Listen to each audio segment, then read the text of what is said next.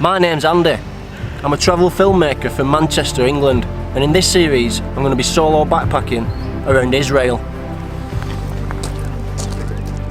Israel is a country often overlooked as a travel destination due to its conflicts and how the country is perceived by the Western world. The holy city of Jerusalem under fire, images like these coming in from Israel all day.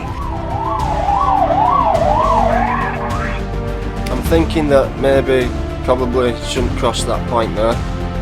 Israel is a country of immense natural beauty, from Mediterranean beaches and desert oasis to ancient ruins, sacred sites and world-class culture. There are so many reasons to visit this amazing country, and in this series I'm going to show you why you should consider adding Israel and Palestine to your bucket list.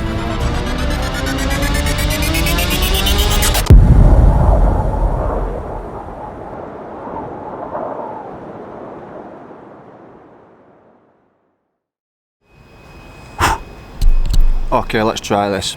Shalom Boker Tov, which means hello and good morning, and welcome to the land of Israel. Now, I know exactly what you're thinking. Israel? That's a bit of an odd destination to go travelling, right? I mean, what's not to love about this country? It's full of history, it's got archaeological and religious sites, beautiful Mediterranean coastline, desert oasis, mouth-watering food. For me, it's a destination that I've always wanted to come to, and I'm starting right here in Tel Aviv.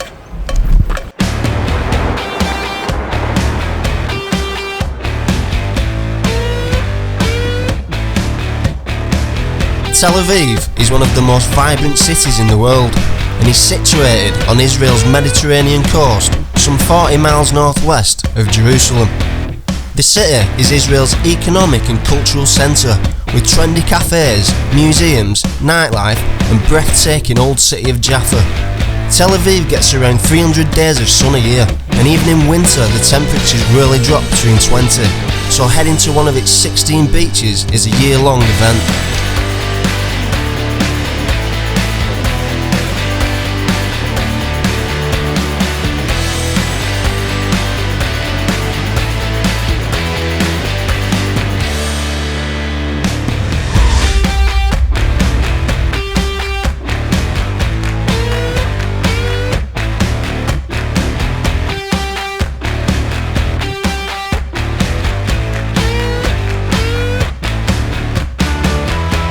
So the main city of Tel Aviv is how you'd imagine any modern day city to look, really, apart from it has one unique feature, and that is the old port of Jaffa, which modern day Tel Aviv was built around. So this is Jaffa Port. This is actually the oldest seaport in the entire world, and it dates back around 3,000 years.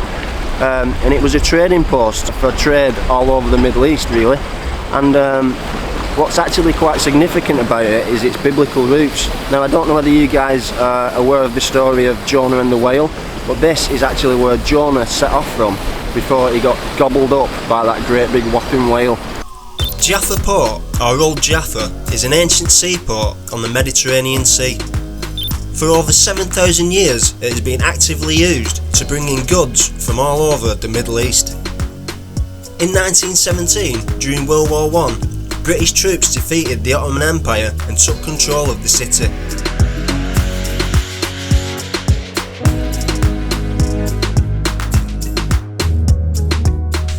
Today, it thrives as a fishing harbour and a cultural tourist destination with a number of cafes, restaurants, art and craft stalls and delicious fresh seafood.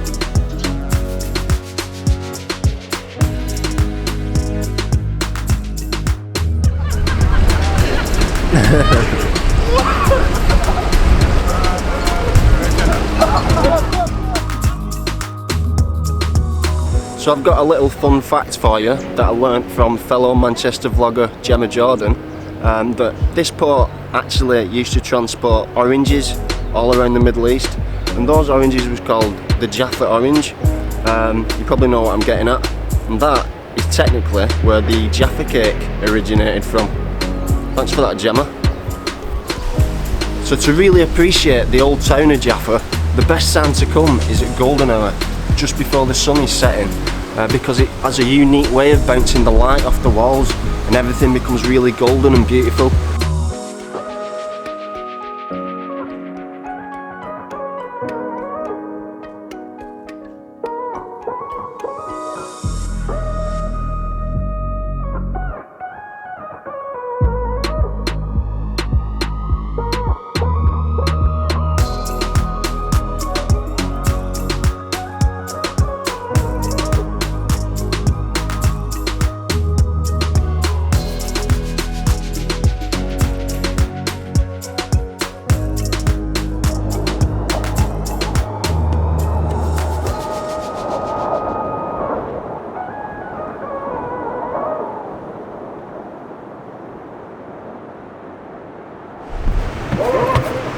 So you're probably thinking to yourself, Andy, you're in the Middle East, why the big hoodie?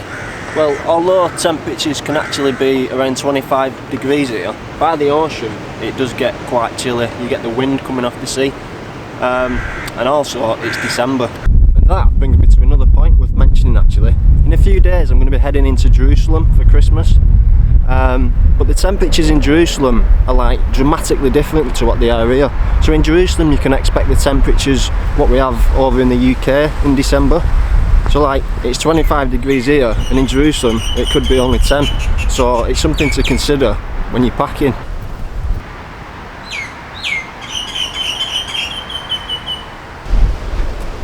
I just want to quickly talk about something that is on a lot of people's minds, and that is safety. Is it safe to travel here in Israel? Well, the short answer is yeah, they have a lot to protect here, so it's generally quite safe.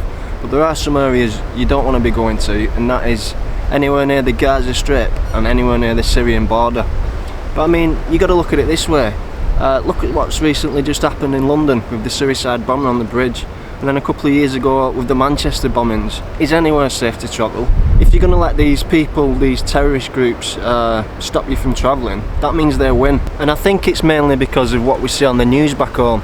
The media has like this way of distorting things and making things look worse than it really is. But like I said, it can happen anywhere, so don't let it stop you. So if I'm being honest guys, I'm a little bit fragile today. I only arrived in Tel Aviv last night, and naturally the first thing I did was book myself onto the hostel pub crawl, and it got a little bit messy.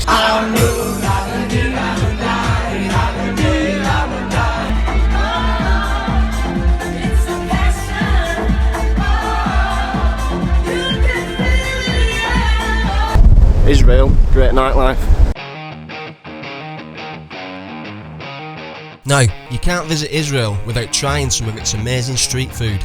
The most popular here are hummus, shawarma and falafel. The majority of food here is unbelievably fresh and healthy, and Tel Aviv happens to be the most vegan-friendly city in the world, if that's your thing. Alright, I've just made my way to the Old Jaffa train station. It's an old train station that's not in use anymore, so it's a great place for taking pictures and doing a bit of filming.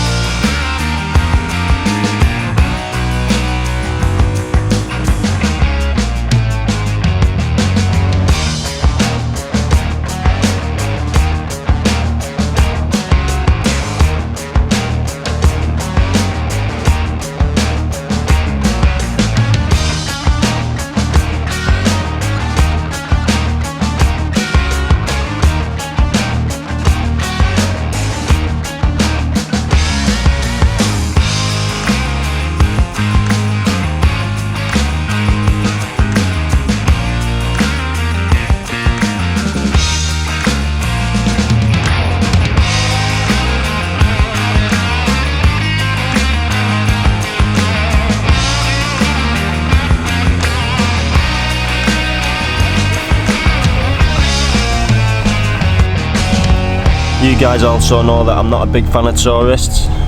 Look at them all. Another important thing to remember when coming here is that the weekend is different here. So the weekend is Friday and Saturday, and Sunday is classed as a normal working day. So this basically means that everything closes, including all public transport.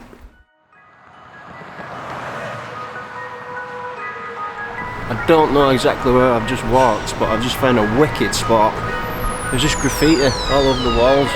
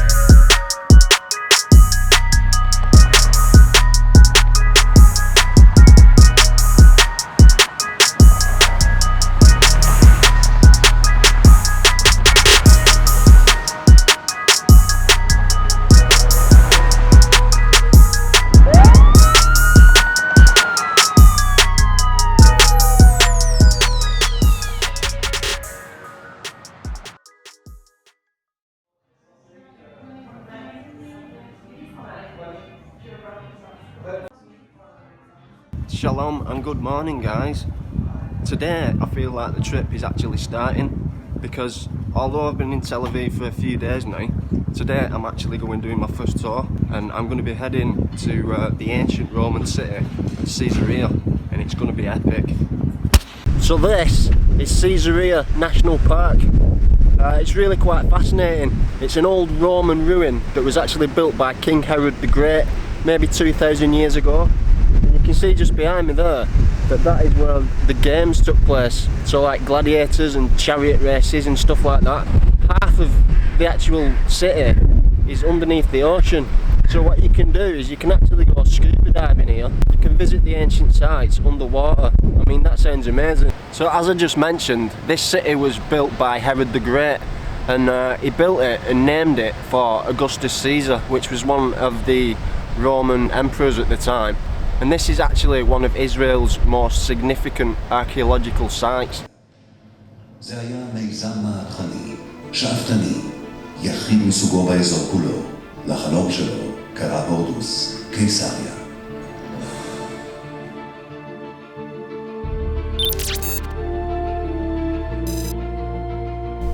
Despite efforts from various empires to keep Caesarea an active port, time and countless battles eventually had their way. By the 14th century, Caesarea had almost completely disappeared until archaeological excavations revealed its true scale. The restored amphitheatre hosts modern day concerts in the summer months, whilst the old city has a number of restaurants and boutiques. The park also has a unique museum, the world's only underwater museum, where you're able to dive through the underwater ruins of the ancient city. So this area here behind me, this is where the games took place, which is pretty amazing to be standing on the same sand as where gladiators fought.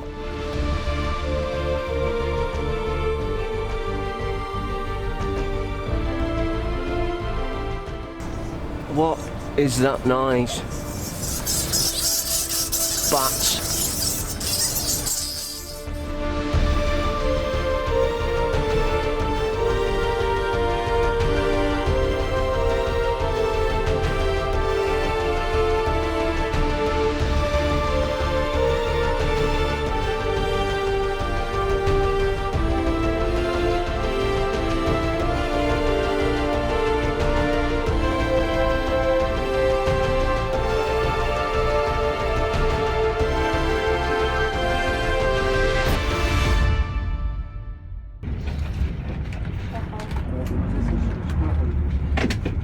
התחנה הבאה, מחלף חרב.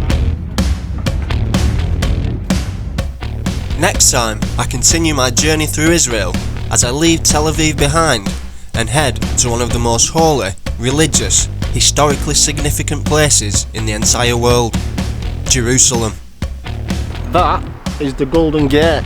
I need to be extremely careful that I don't get lost down here. I don't know how I feel about it. It just wasn't what I expected at all.